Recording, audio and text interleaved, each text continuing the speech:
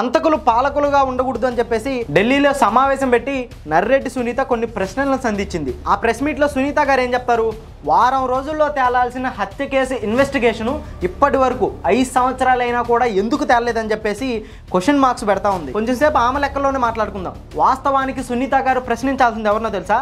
చంద్రబాబు నాయుడిని. ఎందుకో తెలుసా? వైఎస్ వివేకానంద రెడ్డి గారి హత్య జరిగింది మార్చి 15th. అప్పుడు ముఖ్యమంత్రి ఎవరు? చంద్రబాబు నాయుడే కదా. ఆ హత్య జరిగిన తర్వాత కూడా ఏప్రిల్ మే 2 నెలల పాటు ముఖ్యమంత్రిగా ఉంది ఎవరు? చంద్రబాబు నాయుడే కదా. మీరు అప్పుడు ఈ వారం రోజుల ఇన్వెస్టిగేషన్ ప్రశ్నించాల్సింది ఎవరిని?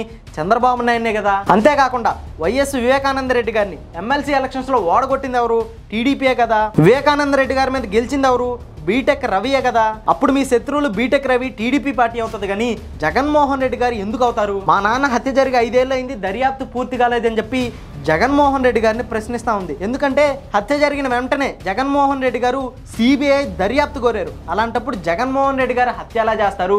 జగన్మోహన్ రెడ్డి గారికి ఈ హత్యలకి సంబంధం ఏముంటుంది? అసలు నిజంగా మీరు న్యాయ పోరాటం చేసేవాళ్ళైతే మీకు ఓట్లతో ఏం పని, రాజకీయాలతో ఏం పని? చంద్రబాబు కానించి బోండా ఉమా మీదుగా వర్లరామయ్య దాకా అందరికీ థ్యాంక్స్ చెప్పుకుంటా జగన్మోహన్ రెడ్డి గారి మీద ఇలాంటి ప్రెస్ మీట్లు పెట్టి రాజకీయంగా లబ్ధి పొందాలని చెప్పేసి ఇలాంటి పనికి మాలిన పనులన్నీ చేస్తూ ఉన్నారు. దానికి ఈనాడు రామోజీరావు అయితే ఏకంగా బ్యానర్ హెడ్డింగ్ లేసి ఎల్లో మీడియా ద్వారా సపోర్ట్ చేస్తూ ఉన్నాడు. దాన్ని బూచిగా చూపించి వైసీపీ పార్టీ మీద బురజ జల్లాలని ప్రయత్నిస్తూ ఉన్నారు. దానికి ఈనాడు రామోజీరావు పూర్తిగా సహకరిస్తూ ఇలాంటి తప్పుడు కథనాలన్నీ రాస్తా ఉన్నాడు. అంతేకాకుండా దీన్ని తోక పత్రిక బాత్రూమ్ రిపోర్టర్ రాధాకృష్ణ కూడా సేమ్ అదే వార్త, సేమ్ హెడ్లైన్స్, వైసీపీకి ఓటైద్దని చెప్పేసి కిక్కి మక్కి దించవతలేశాడు. అసలు ఆంధ్రజ్యోతి పేపర్ని చదివితే ఈనాడుని చదవబల్లా, ఈనాడుని చదివితే ఆంధ్రజ్యోతిని చదవబల్లా. ఈ పత్రికలు రాష్ట్రానికి పట్టిన చెడ. ప్రజలారా, ఈ పేపర్లని, ఈ పేపర్లో వచ్చే వార్తల్ని ఎవ్వరూ నమ్మమాకండి.